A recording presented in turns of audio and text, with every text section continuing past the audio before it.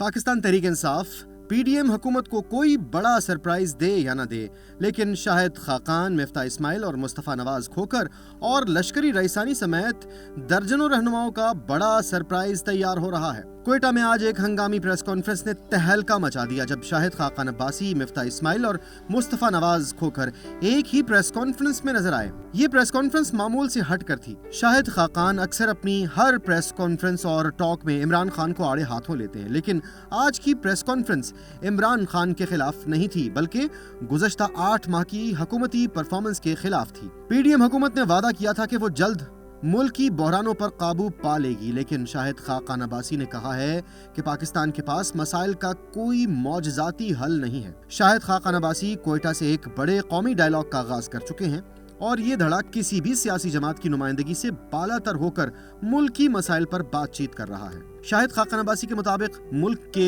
हालात वो नहीं हैं जो टीवी और अखबारात में दिखाए जा रहे हैं, बल्कि बहुत ही गंभीर हालात हैं। मौजूदा मसाइल के जिम्मेदार हम सब हैं। अदलिया भी इन फैसलों को देखे जिनके असरात मुल्क पर पड़े। इस प्रेस कॉन्फ्रेंस से खदशा पैदा हो चुका है कि बहुत जल्द ही पीडीएम में से एक नई सियासी जमात उभर कर सामने आएगी।